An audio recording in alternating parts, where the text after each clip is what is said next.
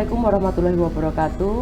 Berjumpa kami kembali di podcast DPRD Kota Yogyakarta dengan topik tentunya yang saat ini sedang kami bahas dan alhamdulillah sudah selesai final dengan teman-teman eksekutif pemerintah Kota Yogyakarta, yaitu terkait postur APBD tahun 2024. Di sini ada dua narasumber tentunya, yaitu Pak Agus. Selamat pagi Pak Agus, sebagai Kepala Bapeda Kota Yogyakarta.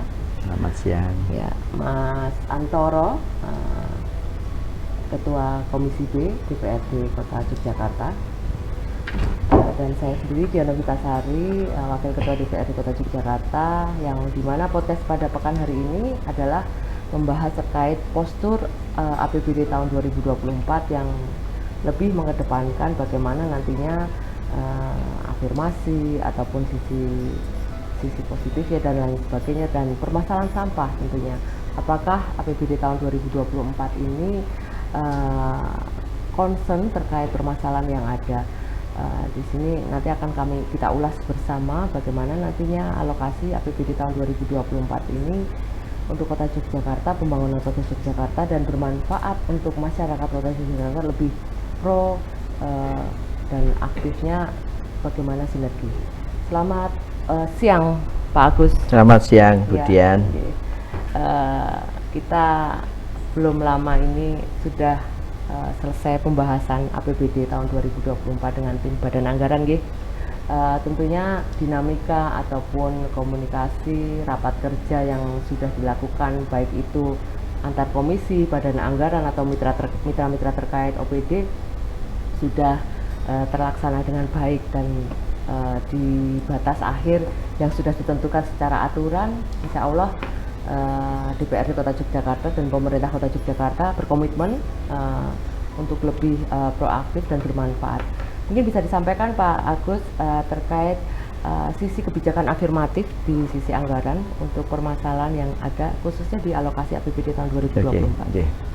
Jadi kita lihat struktur APBD 2024 Kota Yogyakarta ini tidak dapat dilepaskan dari tema pembangunan yang telah ditetapkan pada dokumen RKPD Kota Yogyakarta tahun 2024, yaitu penguatan kualitas sumber daya manusia untuk keberlanjutan pembangunan Kota Yogyakarta. Jadi tema ini mengandung makna dari kata kunci yang dibangun. Yang pertama penguatan kualitas SDM dulu, yang dimanai sebagai bagaimana upaya pengembangan kapasitas SDM ini untuk mencapai tujuan pembangunan secara efektif. Pengembangan SDM ini secara terarah dan terencana akan mendorong pengelolaan sumber daya dan potensi yang ada secara tepat guna. Itu yang pertama. Baik. Yang kedua, bagaimana keberlanjutan pembangunan. Keberlanjutan pembangunan ini dimanai bahwa Kota Yogyakarta tahun 2024 akan menjalani proses transisi pemerintahan. Dalam proses tersebut, berarti Kota Yogyakarta tetap harus melanjutkan pembangunan di segala bidang, baik itu infrastruktur, yang kedua ekonomi maupun sosial, untuk kesejahteraan seluruh masyarakat. Dan APBD Kota Yogyakarta tahun 2024 ini kurang lebih sebesar 2,1 triliun rupiah, terdiri dari pendapatan itu sekitar 1,94 triliun dan belanja daerahnya sekitar 2 triliun rupiah, dan serta pembiayaan netonya sekitar kurang lebih 100 miliar rupiah. Nah, saat ini proses pembahasan RAPBD antara eksekutif dan legislatif kemarin sudah selesai, tapi ini sedang berlangsung juga karena harus ada kesepakatan bersama antara RAPBD 2024, rencananya akan dilaksanakan pada akhir bulan November ini. Nah, kemudian akan dilaksanakan evaluasi Raperda APBD 2024 sehingga sebelum akhir tahun 2023 Perda APBD sudah ditetapkan. Tadi ada kebijakan afirmasi dari sisi anggaran untuk menyelesaikan berbagai permasalahan. Ini dari sisi anggaran, porsi terbesar APBD 2024 ini ditekankan pada penguatan SDM yang menjadi kekuatan Kota Yogyakarta. Karena tidak potensialnya sumber daya alam di Kota Yogyakarta. Dan proporsi anggaran pendidikan di Kota Yogyakarta selalu melebihi 20% yang disyaratkan oleh pemerintah pusat. Selain untuk operasional pendidikan, pemerintah Kota Jogja juga menganggarkan jaminan pendidikan daerah atau JPD sehingga tidak boleh ada anak yang tidak bisa sekolah karena biaya. Oke. Dari sisi kesehatan, alokasi kesehatan di Kota Yogyakarta juga telah melampaui 10% yang disyaratkan oleh pemerintah pusat. Selain untuk operasional kesehatan, jaminan kesehatan bagi semua warga Kota Yogyakarta juga dibiayai untuk kelas 3. Sehingga tidak boleh warga Kota Yogyakarta tidak mempunyai jaminan kesehatan. Ini tadi selain pendidikan dan kesehatan, kita juga memikirkan alokasi untuk penanggulangan kemiskinan juga. Dan angka kemiskinan Kota Yogyakarta kan masih kurang lebih 6,62% atau sebanyak 29.680.000 jiwa ya. Untuk angka kemiskinan ekstrimnya 3.010.000 jiwa atau 0,67%. Nah, selanjutnya untuk keperluan pengentasan kemiskinan ini agar tepat sasaran tentunya dibutuhkan data sasaran kemiskinan. Nah, seperti ini strateginya ini Budian sama Pak Antoro. Kan ada penanggulangan kemiskinan ini ada 2 regulasi ya. Strategi kemiskinan dan strategi kemiskinan ekstrim itu bagaimana? Kalau yang kemiskinan itu sendiri terdiri dari 4 strategi. Yang pertama, bagaimana pengurangan beban pengeluaran masyarakat miskin. Yang kedua, peningkatan kemampuan dan pendapatan masyarakat miskin. Yang ketiga, bagaimana pengembangan dan menjamin keberlanjutan usaha ekonomi mikro dan kecil. Dan 4, sinergi kebijakan dan program penanggulangan kemiskinan.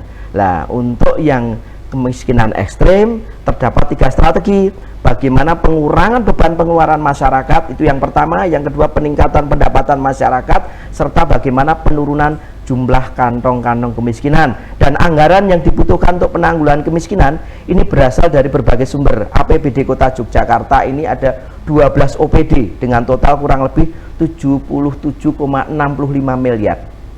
Nah, untuk APBN melalui program sembako, program keluarga harapan kurang lebih 123,5 miliar rupiah. Saya kira itu, Budian. Oke. Ya, baik Pak Agus, tadi sudah banyak sekali disampaikan penjabaran terkait tematik ataupun concern terhadap APBD tahun 2024, di mana memang proses tata kelola pembahasan RAPBD ini sedang berlangsung. Secara prinsip kami antara legislatif dan eksekutif terus berupaya bagaimana nantinya postur APBD Kota Yogyakarta tahun 2024 yang nantinya akan menjadi perda di kesepakatan bersama nantinya itu juga lebih berpihak pada masyarakat dan pembangunan Kota Yogyakarta. Mungkin dari Mas Antoro nih sebagai sisi Ketua Komisi B, di mana Komisi B merupakan mitra dari dinas-dinas yang berurusan dengan pendapatan ya.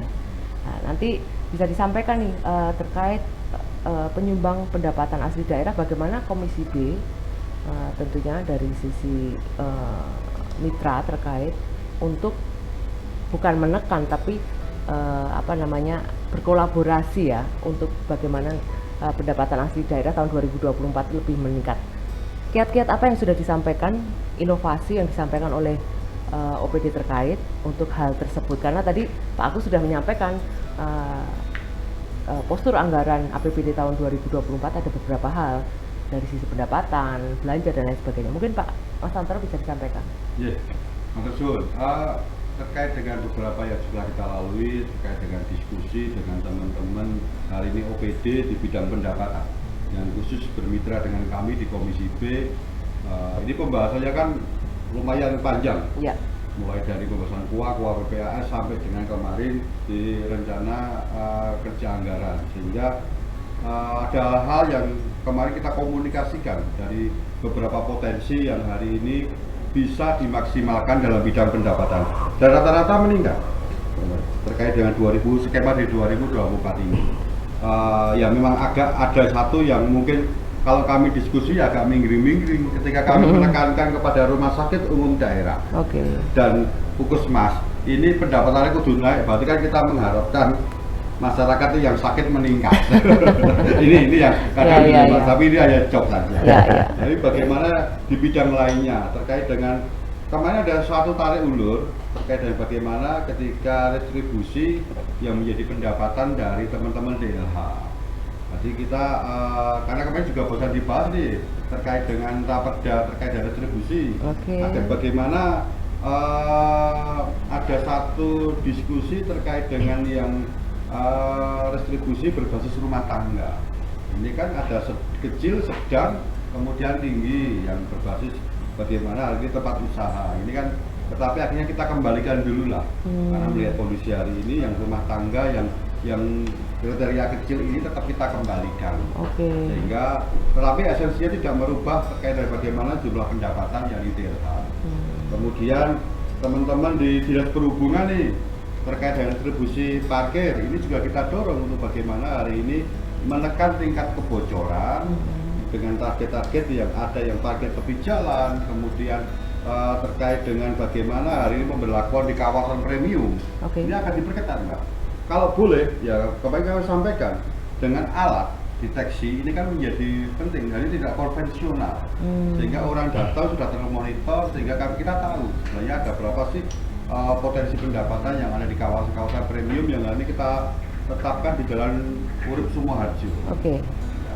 Kemudian yang lainnya ini di PUPKP ini juga signifikan juga. Hari ini kita punya layanan bagaimana ada mobil tangki tinja yang kalau dihitung, kami masih menghitung kok ini setiap bulannya baru sekitar 1 sampai 3 kali.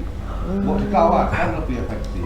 Kemudian bagaimana dengan rumah susun, ada juga menjadi satu target pendapatan tinggi. Kalau memang hari ini dimungkinkan semua sudah ada, berarti kan sudah ada aliran kas terkait dan tetap. Bagaimana hari ini potensi rusunawa ini pasti akan menghasilkan dengan angka yang pasti. Limbah cair, limbah padat hari ini menarik untuk bagaimana juga menjadi salah satu penekanan dengan membawa berbagai dan menambah jaringan untuk di wilayah-wilayah yang memang terdistribusi. Yang agak kami soroti kemarin terkait dengan bagaimana distribusi terkait dengan sumur dalam. Di masing-masing hotel terkonfirmasi kalau memang hari ini sudah ada layanan bagaimana PDAM Tirta Mata sudah bisa memberikan kontribusi terkait dengan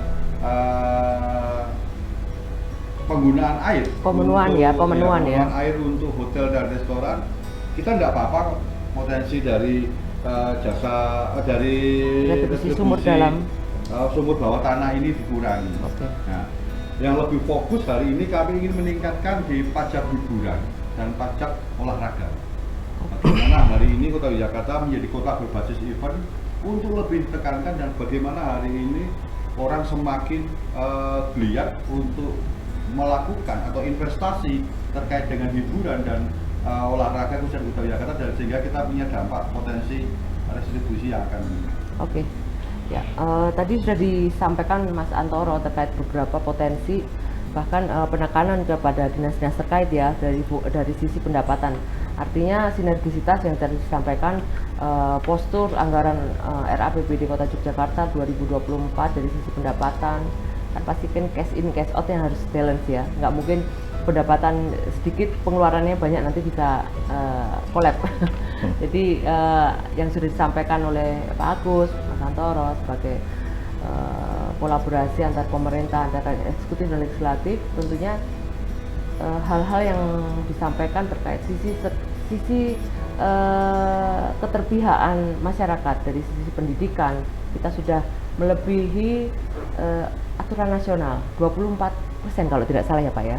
Artinya yang diwajibkan 20% kita sudah tidak ada yang tadi disampaikan anak yang tidak bisa sekolah karena biaya. Kesehatan, dari sisi kesehatan juga disampaikan hal-hal yang tentunya pemerintah Kota Yogyakarta sudah memberikan pelayanan yang terbaik untuk warganya tanpa melihat status sosial ya Pak ya tadi ya. Asal mau di kelas 3 ada program PDPD yang disampaikan, ditawarkan oleh pemerintah Kota Yogyakarta supaya nantinya ya tidak saat sakit itu tidak mikir mergo biaya, karena cover buffer jamkes atau yang lainnya sudah diberikan oleh pemerintah Yogyakarta melalui postur APBD 2024 yang tentunya ini lebih meningkat ya, 2,1 T ya Pak ya kurang lebih ya. Itu tadi sudah disampaikan, mungkin nanti kita akan membahas lagi terkait dari sisi bagaimana nantinya yang tadi disampaikan tata kota, halnya tadi peningkatan SDM, keberlanjutan pembangunan Pak.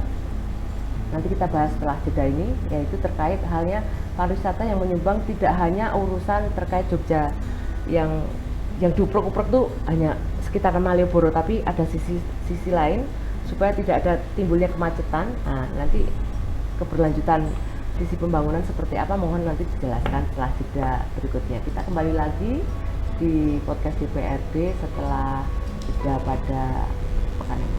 Terima kasih.